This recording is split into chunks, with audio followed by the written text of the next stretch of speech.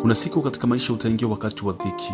Utaingia wakati ambako maadui watakupiga kutoka upande mmoja hata upande mwingine, na hawatakuachia nafasi. Hawataachia jiwe moja likasimama juu ya jiwe lingine. Si kwamba adui atakuwa ameridhika na kukuacha katika dhiki ulionayo, bali wataongezeka zaidi 10,000 na watajipanga juu yako pande zote.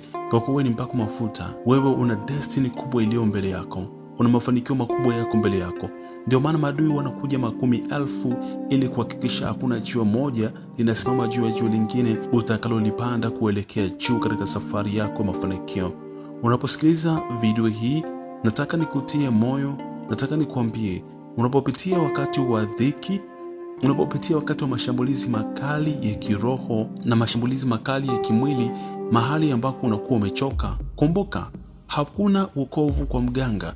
Hakuna wokovu kwa mwanadamu. Tamka maneno haya kutoka katika kitabu cha Zaburi ya 3 mstari wa 5.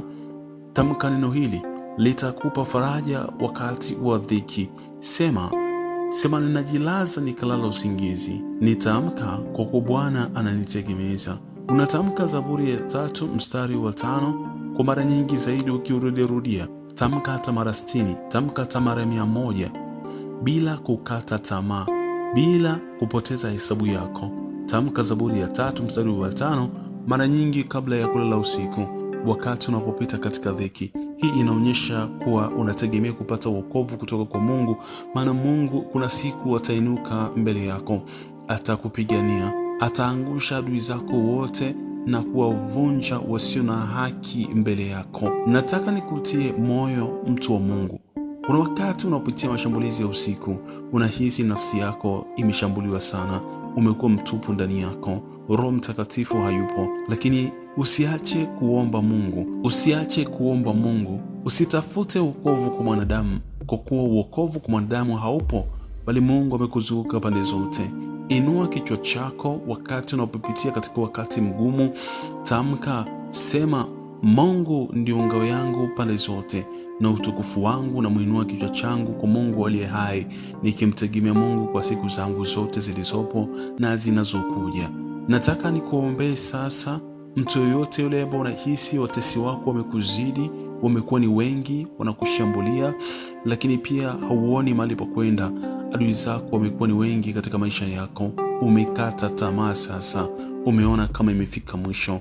Maana maadui wanapokuja wengi, tena 10,000, ni watu ambao katika nafsi huwezi kushinda nao peke yako. Utahitaji msaada wa Mungu ambaye yeye anatawala miisho yote ya dunia. Naomba nikufanyie maombi haya. Mungu, mfalme wa mbingu na ardhi, unayetawala pande zote za ulimwengu, maombi haya na yamfikia asikilizaye video hii na kuinua. Mungu uliye hai, toka katika mlima wako mtakatifu wa Sayuni, umsaidie apitiaye wakati mgumu, wakati wa dhiki, kwa sauti yangu hii anapoisikia. Yoyote yule anayepata usingizi wake kwa taabu, ndoto mbaya, ninaomba wakati huu uitegemeze njia yake, uamke mbele yake, umshike mkono, umnyanyue kwa kuwa ni mtu wako. Amekutegemea wewe kuwa amepata tumaini dogo hata la kusikiliza video hii. Basi usimwache peke yake, mwongoze katika njia yako ili apate kukutumainia katika siku zake za uhai, na kutamka sifa zako na kushuhudia wema na fadhili zako katika siku anazoishi akiwa bado na pumzi. Nimeomba haya katika jina la Yesu Kristo. Mungu Baba wa mbinguni, nimeomba haya katika jina la Bwana wetu Yesu Kristo, nikisema amen. Unasikiliza video hii sasa, usiache kulike video, usiache kusubscribe channel hii na kuhakikisha kwamba utasali na sisi kila siku, kwa maana maadui wako 10,000 wanaojipanga juu yako, tena katika kila upande siku zote. Na kutia moyo, usiogope. Mungu yuko pamoja nawe, atakusaidia, atakunyanyua, atawaondoa adui zako wote kama namna ambavyo aliondoa adui wa Musa mbele yake. Usiache kusali na usiache kumtegemea Bwana Mungu, na usiache kumtegemea Mungu aliye hai, kwa kuwa wokovu uko kwa Mungu yeye aliye hai, kupitia mwana wake aliyemtoa kama sadaka ili upate wewe kuokolewa leo hii.